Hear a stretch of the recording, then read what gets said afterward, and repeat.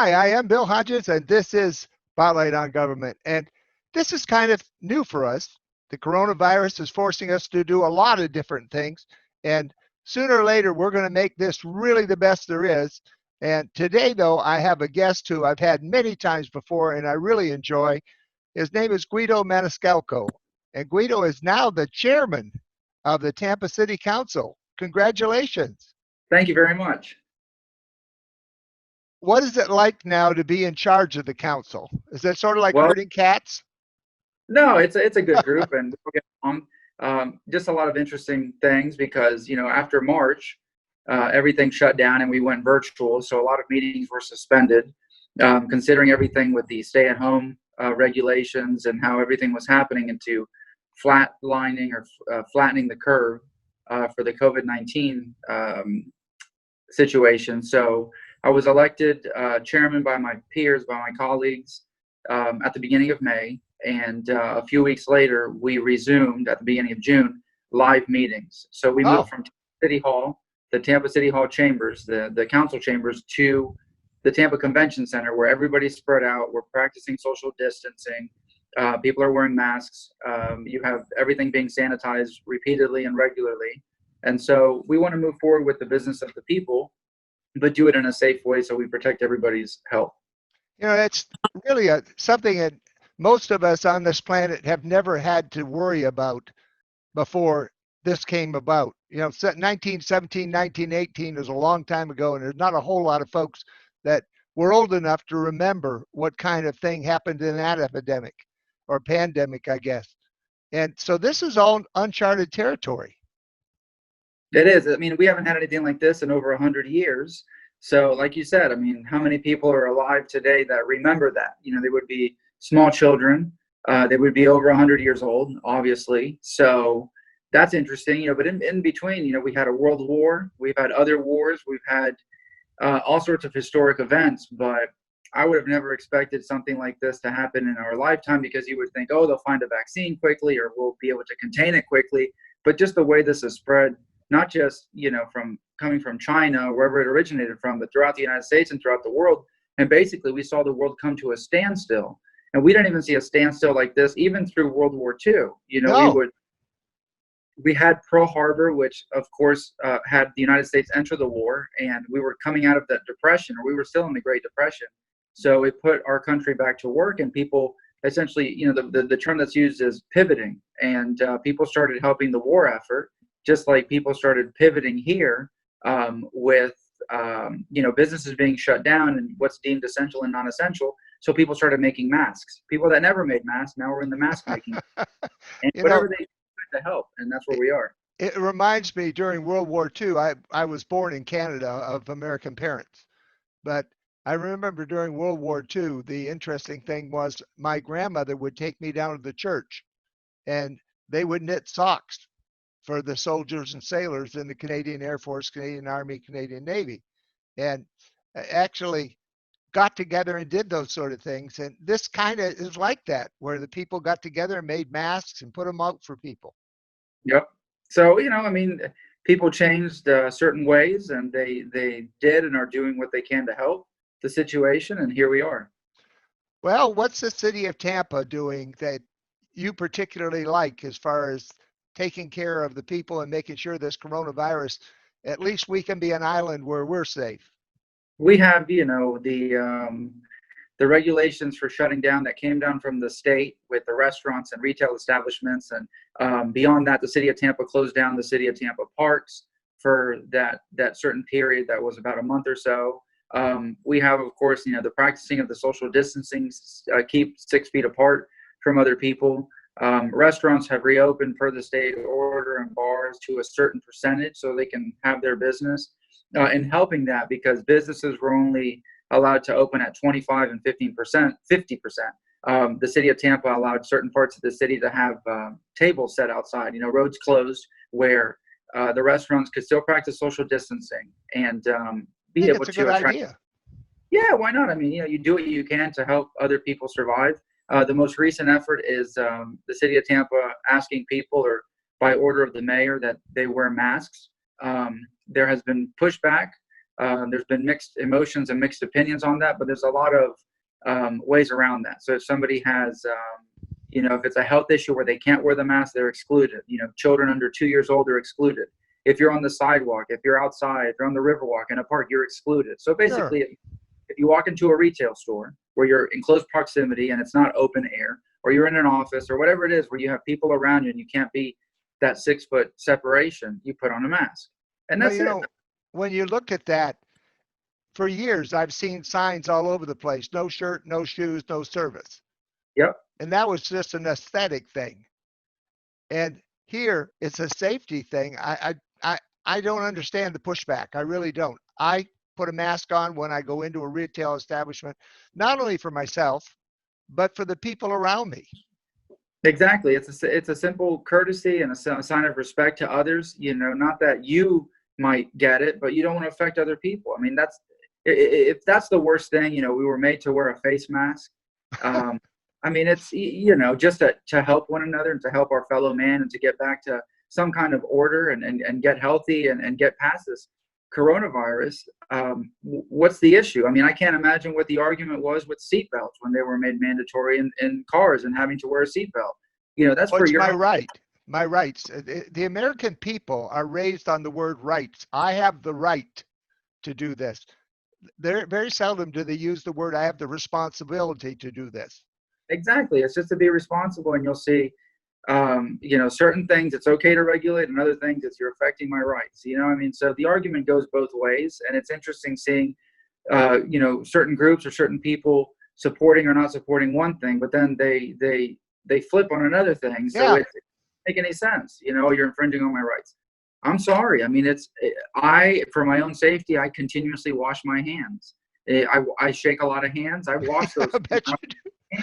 I quit that, by the way. Huh? I quit that shaking hands business. And it also, at the beginning of this, they were saying, don't shake, don't cough, but if you do, cough into your elbow. And then they Sure. came out and said, don't shake hands, bump elbows. And I'm thinking, there's something wrong with that logic. Well, I mean, just wave and keep a distance, That's it. or give How are you? give a salute, and But why does it have to be so difficult? Is my question. Let's just try to do the right thing, and Ironically, it's a political issue, and it shouldn't be. Leadership, I'm sorry, and I'm going to step right into a minefield on this. I don't expect you to have to answer one way or the other. But leadership at the beginning should have said, hey, this is going to work. Let's do something. Let's do it. And otherwise, it became a political football back and forth, and now it's almost hard to recover. You're right, as everything is. I mean, there's no, I love the phrase, you can walk on water and they'll criticize you that you can't swim. Can't swim. That was something they said about Nixon. There you go. I mean, you can't, you can try and make everybody happy. And at the end, when you overdo it and try to make everybody happy, everybody ends up hating you, or everybody ends up angry. It seems to me that you and Tampa have done a very good job with a balance between freedom of expression and people going out and protesting and keeping the mob down. That one that goes out doesn't actually protest, they just go out and destroy things.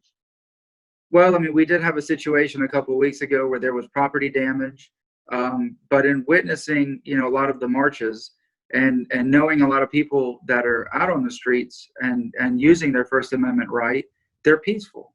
They're peaceful. What I've witnessed myself is that they're peaceful. Of course, there are going to be some individuals that might do different things, but you find that there is no perfect group, no perfect situation, but you see that on all sides. There's always there's always something there, but the groups are they just want to be heard, and I understand and I support that, because we've gotten to this point because people have not been heard. So they're marching in the streets. It's a daily occurrence, and they have the right to do so. As long as it's peaceful, I'm fine. Yeah, I am too. But I watched on television the other day. It's a young black woman with two little children, and she was saying that she could not now walk to a grocery store anywhere in her area to be able to feed her children because the stores have been gutted, looted, and burned down. And it just seems to me to be tragic that this young woman can't now walk to someplace. I don't know what the areas. It wasn't here in Tampa, but it wasn't okay. No, no, it wasn't here in Tampa. But but it was just the thought that this neighborhood store that served her so well is Mm. now ashes. And it just makes no sense to me whatsoever. No, I don't understand it either. Don't hurt people, lift each other up, and don't, what's the point in destroying a business? And I've seen it all over, on the news from places all over the country. I worked so hard, I put everything into this, and now look at it. And it's not just, well, they have insurance. Insurance costs money. Everything costs money. And the insurance policies, you have to see, are they covered under certain situations? And I mean, will because they rebuild? Will that's the they thing. rebuild? Will they rebuild, and will Yeah, the insurance drop them after, cancel their policy, or will they come back with a policy that's even more expensive and then unaffordable? And then what's the point? Then essentially you lose everything. I mean, that's what it exactly. comes down to. So I believe in peaceful protest. I believe in the First Amendment. I believe that people should be heard. People have the right to be heard. It's the Constitution. And I want it. I don't care if the marches continue every day until people feel that they have been listened to, until they feel that justice has been served, whatever it is. I mean, it's the law of the land, and I would always support, a peaceful protest. I look at people like Martin Luther King, and it was all about a peaceful protest. I look at people like Gandhi, and it's all about, peace and communication, and that's fine. What happens is when we don't listen, we get lost, Exactly. lack of communication, and then it leads to more problems. So I think, even as a politician, politicians in general maybe need to stop the talking and just listen, and that's it. I mean, we're always wanting to be heard and wanting to give a speech and wanting to be the hero. Sometimes we just have to sit back and be quiet and listen to what's being said and try to understand. So that's where, that's where I am, and that's where I feel, what I feel about the whole situation. We have to listen. I think we're really fortunate. I'm a great supporter of Jane Castor. She's been on my show a number of times as the police chief. She seemed level-headed, and it seems to me she's done a pretty good job out there with the protesters, going out and talking to them and trying to defuse and keeping a hand on the police department too. It's a lot of responsibility, being a former police chief and now mayor. You go from one leadership role to another.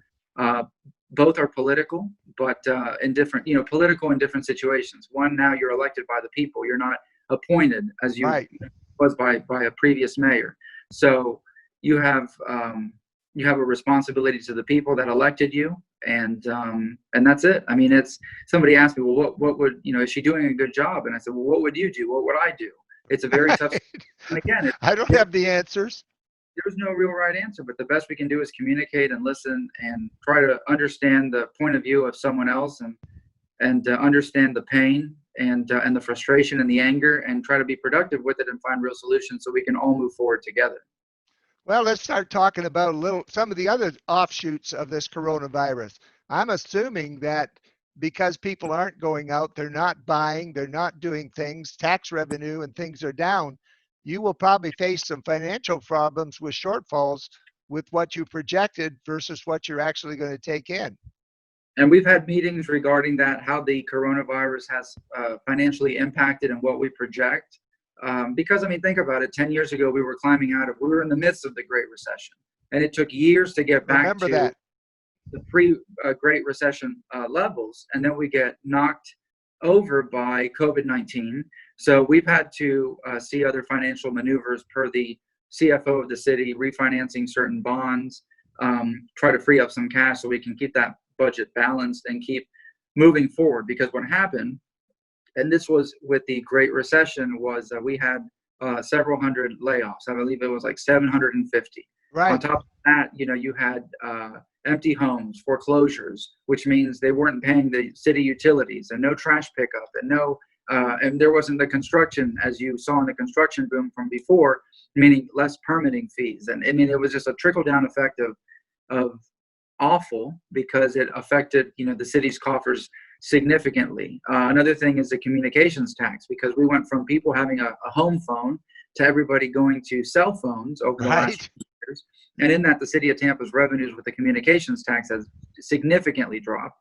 And we've lost hundreds of millions of dollars in revenue. So there's so many storms to get through, because they are storms. I mean, even when you have $1 million shortfall, it's significant. Imagine hundreds of millions of lost revenue, because the world is changing, and in that, the revenue streams are changing. So we have to do what we can, but we have a good finance team we've had for several years. If we can make it through the Great Recession, we can make it through this. And if we can make it through this, we can make it through anything financially. So here we are, moving forward one day at a time. This really is, again, an anomaly, though. It's very difficult, I would assume, for people in your office and others that are looking at the finances to even know where this is going to end or what it takes to get there. Or if this is just the beginning and the tip of the iceberg. Because Yeah, remember, people were out of work because everything was shut down for a while. The stimulus checks came out once. Unemployment only does so much. What happens in the next few months? I mean, people are maybe staying afloat now, barely staying afloat, but what is the economy going to do? We look at the stock market, and yes, it's bounced back quickly within the last 60 to 90 days from the major selling off that we saw in March. that's But $3 trillion worth of federal money getting pumped into there. which is more debt for us? And what about inflation? When you start printing more money and pumping it out, you go for deflation, and then it rebounds into massive inflation. I don't know. I know I'm not an economist. I just read what I read and try to learn and study what I do in my capacity. But looking at things from the bigger perspective, will this be worse than the Great Recession was? Will it lead us into another depression? Think about it. It seems like it's a 100-year cycle. 100 years ago, we had the flu pandemic, and then we went into the Roaring '20s. We Right. came out of World War I, and then the '20s, which was a lot of artificial wealth, via the stock market, and then at the end of the decade, we had the crash. That had it not been for maybe World War II, who knows how long it would have taken for us to get out of the depression, and would have we emerged as the great superpower as we did after World War II, and then falling into the fabulous '50s economically. Which the '50s ended in a recession, beginning in 1958. So I don't know, but it's a cycle. But have we ever seen a situation like this? That's Well, that's the one of the things right now that I'm looking at as a result of yesterday's newspaper, they were talking about the people who had not been paying their rent for 3 months now. And they're extending that into, I guess, the end of June. And at the end of June, where do all these people go if they have to leave where they're staying at? Your and what homeless problem could just balloon. or the lost revenue to the landlord. A lot of people Yes, think the landlord is rich. The landlord is taking that rent to pay the mortgage on that property. You don't know. Or it's a property that may have been inherited and been in the family, and another family member, a parent, a father, mother, purchased the property years ago and it's always been paid off. But still you have property taxes, still you have maintenance. And if you have people that insurance. insurance, everything, if the moratorium is lifted, which it will be on the foreclosures, or I'm sorry, the evictions, then what? You've had months of lost revenue. You've had people without income that can't catch up. I mean, what do? Do you put everybody out on the street? And how much can the landlord manage? Again, because they have bills too, and every situation is different. There's people that have no debt and they own their properties outright, so it's just income. But it's very interesting to see, because the end of June is coming now. We're at the end of June. We're in the last few days of June.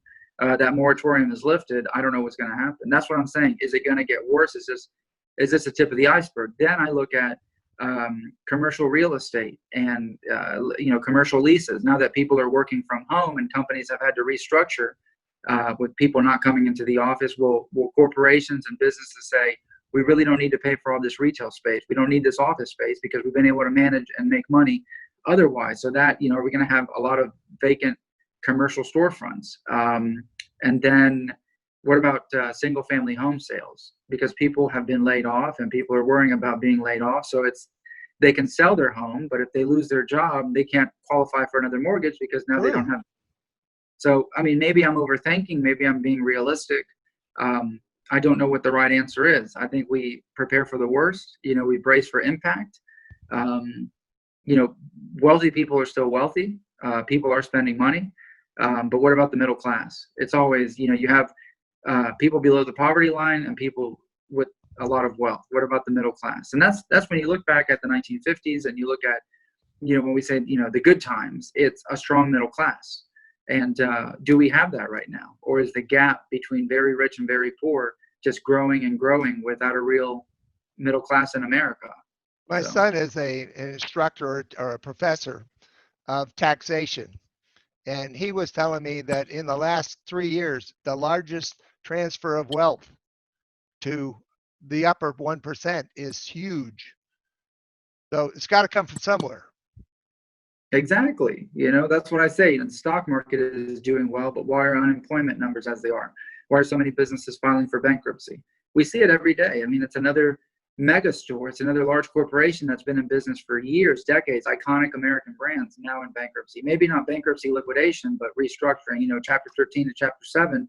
I don't know. Everything is different. I mean, I know there's some stores that have not reopened, some restaurants that have not reopened, but they still have to pay the rent if they're paying the rent. And that's the thing, is what's going to happen to shopping malls? Shopping malls that Oh came to yeah. prevalence 50 plus years ago, are they going to disappear? And what are they going to become? Vacant properties? Are they going to be re-envisioned into something new? Do shopping malls become office spaces, or do they become residential? What happens? I mean, the world has changed very, very. If you would have told me in January 2020, a few months ago, the whole world's going to change, and it's going to be unrecognizable, it's going to be a completely new way of life for so many different people, I would have said, with what? It has to be a 9/11 catastrophic situation, world war.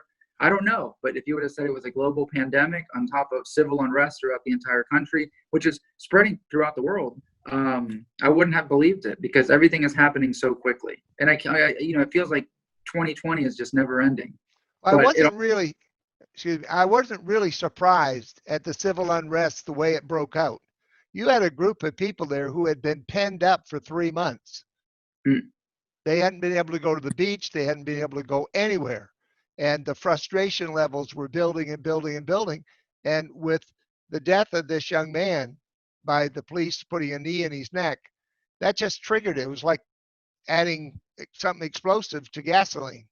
it's not just the months in isolation and staying at home. It's the decades, so many years beyond that, of social injustices. Well, And that's true, but it was a powder keg building, and then this 3 months of putting them in on almost a quarantine, which it was, all of a sudden, boom. I thought, with isolation and staying at home, that people would reinvent themselves, and we would come out of this with a new renaissance. People learn to do new things, or reorganize their houses, or decluttered, or read more, studied more, learned more, came together more, families spending more time together. I mean, I spent so much more time with family members because I couldn't see anybody else. So I stayed within my circle of people that were safe, and we didn't go outside. We couldn't go outside and stuff. So people came closer together. There was a lot of good and positivity that came out of the stay-at-home order. People fell apart. Friendships fell apart. People haven't seen each other in months. And in that, people drift apart, and that's normal and stuff. But to come out of that and to go into this type of strife and civil unrest is just, it's unbelievable. But here we are, and we'll see where we go from there, because this is not going away anytime soon. This is unlike 1968. This is not unlike other times in history where I like to study and say, well, are we reliving the 60s? This is beyond that. We don't have a Vietnam. We don't have a draft. We don't have, thank goodness, because it would just escalate things more. You But know, I liked your thought of reinventing yourself, because 3 months ago, I decided I already have a radio show, Veterans Corner, that's on 4 radio stations. And we went ahead and decided that we needed to do something beyond that so that the shows were archived somewhere. So we came up with the podcast, Veterans Corner Radio. And I've spent the last 3 months learning about podcasts. yeah, yeah, it's the way of the future. Podcasts are very popular. You have, even if you have an Apple smartphone, there's a podcast button, that icon that you can, that you can go to log in, and it's wonderful. It's wonderful to read, and I like to read, and I like to hold a book in my hand. But think of it as every day is every time you listen to a podcast, it's a new learning experience. Learn something new, and you're getting into that, you understand it, and you can target and reach a broader audience, so you can spread your message and build up your audience. And I think it's wonderful. By the way, while we're not over yet, I do want to thank you for your support on the Tampa City Council for TBCN, Tampa Bay Community Network. And Sure. we do have a podcast studio there available for Hillsborough County residents to use. So and there's classes on it. There's all kind of good things that they can go for almost nothing. Yeah. I mean, and again, going back to the First Amendment, people have the right of free speech and to express themselves. And I think this is wonderful. I mean, going into that studio and learning how to uh, do a podcast and learning other avenues, through media, beyond social media, and people can have their voices heard and speak up and express themselves in whatever it is. If they want to talk about history, politics, art, literature, whatever it is. But, there's a beauty and there's so much importance in communicating with one another, because, the worst thing is we learn too much about. I mean, that's not even the worst thing. We just learn. I'm a YouTube addict. YouTube is great. I mean, I pull up YouTube, and if there's something that I need to fix that I don't know how to fix, I can learn it off YouTube. If it's something of a historical nature, YouTube. Whatever it is, I mean, or just listening to music, there's YouTube. I mean, it just offers something for everybody, and it's really exciting. It is. It's an important asset that we have. And the important thing, I think, more than anything else, is to have a mixture of voices. All of your excuse me, are owned by big corporations. And everything that goes through that media, I don't care whether it's Fox or CNN or whatever, is filtered through that corporation's policies and procedures. Using YouTube, you can actually go out, and this sort of thing, we can actually go out and there's no filter. Nobody told me when I was supposed to interview today with you. Now ask them these questions. Press these buttons. See if you can make news on doing this. Not at all. It's your 30 minutes. We talk about what you want to talk about because it's important people hear an unfiltered Guido. Yep, that's it, and it's real and it's genuine. It's not staged. It's not. You get to see the person for who they are, because they're expressing themselves as they are, and that's it. So Guido Maniscalco is my guest today, as you've seen on the screen. We have about 2 minutes left. Is there anything that we've missed that you really want to get out in that 2 minutes? Well, I bring this up a lot, especially through Facebook and other social media avenues, but I think we need to be kinder to one another. I agree with that. We need to be more forgiving and understanding, try to understand each other's points of views, have healthy debates. It's not about, well, we disagree, we have to hate each other, we have to fight about it. Let's come together and have productive discussions and move forward together as a people. I mean, if you see everything that's happening, some people feel like the world is falling apart, and it certainly feels like that. You watch the news, you see, so many things, and so many negativity in the world. It's discouraging, but we have to focus on the positivity. We have to set good positive examples. Listen to our elders, listen to people with different points of views, listen to people that lived through different times, in history. And I learned a lot from my grandmother. I learned a lot from my parents that grew up in different times. And I try to understand, and I try to, look to the past to build for the future. I always it's really interesting that you follow Luis Vieira because he's a great history buff also. Oh yeah, And I think that's a sign of a good leader. You know what happened in the past, so you can work on the future. We've just run out of time. I thank you so much for being with me. Will you come back? I'm sure you will, right? Absolutely. Just let me know. I'm Bill Hodges. This has been Spotlight on Government. You're unique, you're special, and you're great. Tell yourself so often because you are, and we'll see you on the next broadcast. And again, Guido, thanks for being with us. Thank you very much.